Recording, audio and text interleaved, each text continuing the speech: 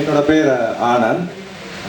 இந்த திரைப்படம் மிதி வெடி என்ற திரைப்படத்தை நாங்கள் இயக்கியிருக்கிறோம். இந்த படம் வந்து ஈழத்தில் இருக்கும் கன்னி வெடிகளை மையமாக கொண்டு எடுக்கப்பட்ட ஒரு படம். சர்வதேச திரைப்பட வேர்ல்ட் சினிமா ஸ்டைலில் கிரியேட் பண்ண ஒரு ஸ்க்ரீன் பிளே. இது வந்து இலங்கையில் 10 லட்சம் கன்னி வெடிகள் இன்னும் எடுக்கப்படாமல். According to Ban Landmines campaign படி it would take probably 10 to 15 years time. 10 இருந்து 15 வருட காலம் வந்து இதை எடுக்கிறதுக்கு ஆகுங்கிறாங்க. நிறைய கன்னி வெடிகள் எடுக்காமலே போகலாம். அப்படி இருந்ததுன்னா what will happen is அங்கே வாழும் தமிழர்களுக்கு மிகப்பெரிய அபாயம், ஆபத்து இருக்கிறது. இது நம்ம தமிழராக இருந்து இதை பற்றி ஒரு அவேர்னஸ் வேர்ல்ட் லெவலில் கிரியேட் பண்ணணுன்றதுக்காக எடுக்கப்பட்ட ஒரு சர்வதேச திரைப்படம். Apart from that, first of all நான் என்ன சொல்ல விருப்பப்படுறேன்னா, டேனியல் பாலாஜி கிட்ட நான் கதை சொல்லும்போது okay he was little apprehensive. ஏன்னா அவர் சிங்கள ராணுவ அதிகாரியாக நடித்திருக்கிறார். ஸோ இந்த கேரக்டரில் நடிக்க நிறைய பேர் ஒத்துக்கலை.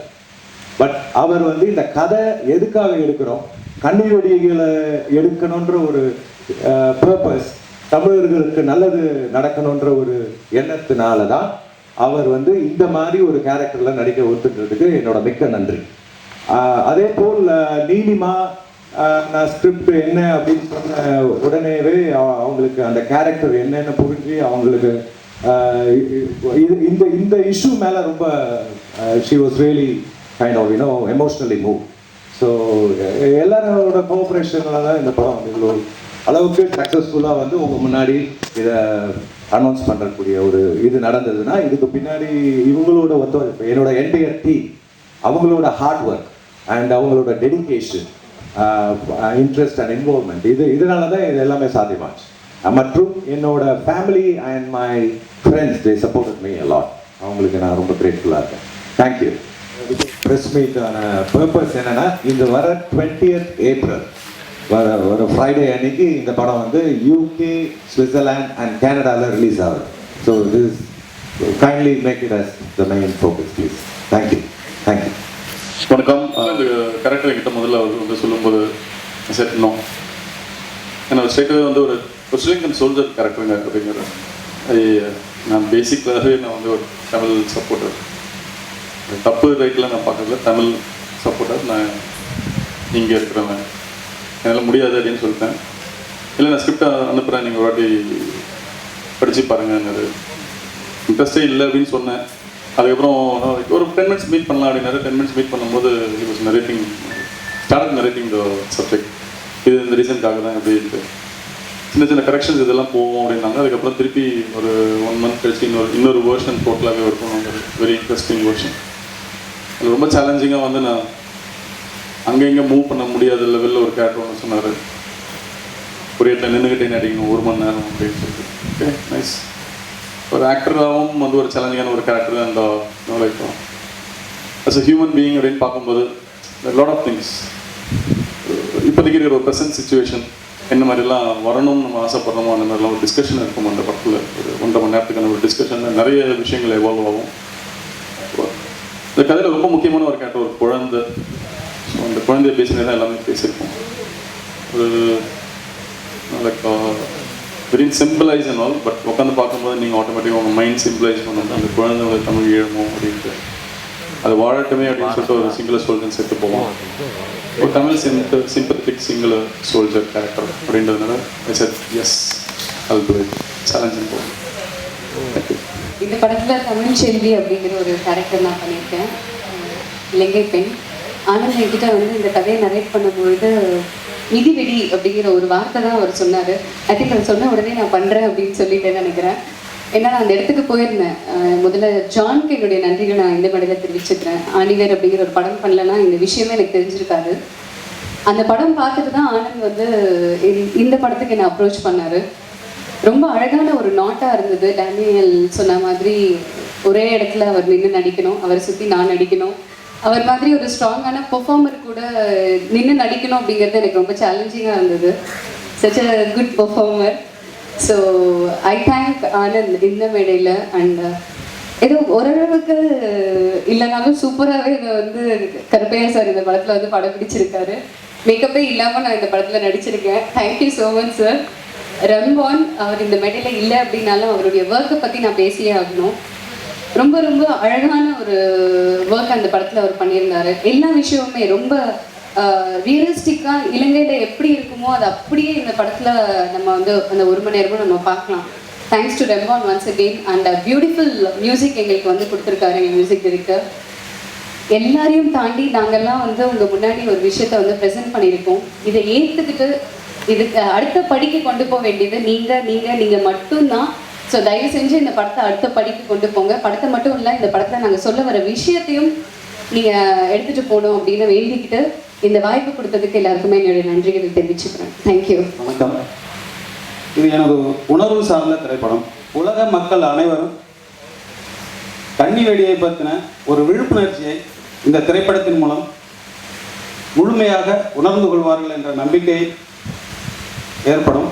இந்த திரைப்படத்தில் நான் ஒளிப்பதிவாளராக பணியாற்றியது ஏதோ ஒரு கடமை செய்து முடித்து விட்டது போல் என்ன தோன்றுகிறது. வணக்கம். உங்கள் அனைவருக்கும் எனது அன்பான இனிய வணக்கம். முக்கியமான பொழுது உங்களை அனைவரை சந்திப்பது எனக்கு ஒரு பெரும் பக்தியாக இருக்கின்றது. அதிலும் முக்கியமாக ஈழத்தமிழர்களின் இன்றைய அவல நிலையை மிகவும் அர்த்தரூபமாக சகல மக்களும் உணரக்கூடிய முறையில் உருவாக்கி ஈழத்தமிழர்கள் விடுவிற்காக ஒரு உன்னத முயற்சியை மேற்கொண்ட தயாரிப்பாளரும் டைரக்டருமான ஆனந்தையாவுக்கு எனது நன்றியை தெரிவிக்கிறேன்.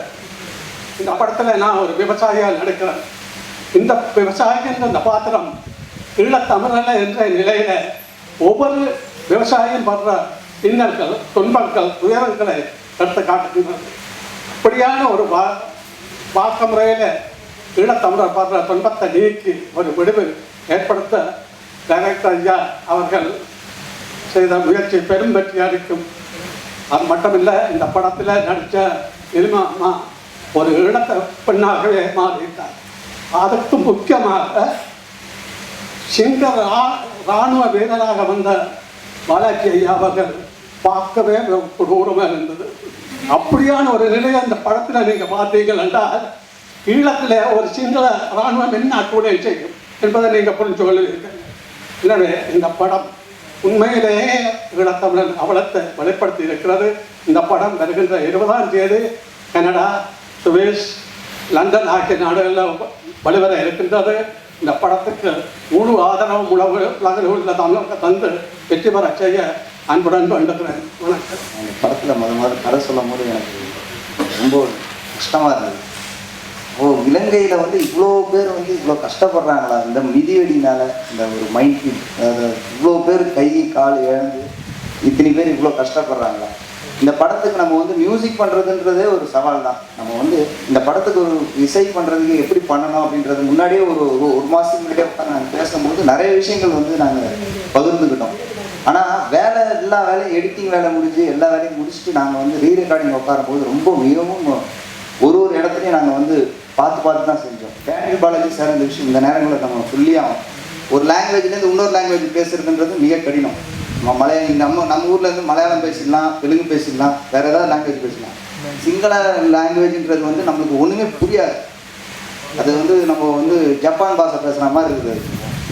அதை வந்து அவர் வந்து கஷ்டப்பட்டு பேசுறதுக்கு உண்டான விஷயங்களும் எடுத்துக்கிட்டு அதை ரொம்ப ஈஸியாக பேசிட்டார்.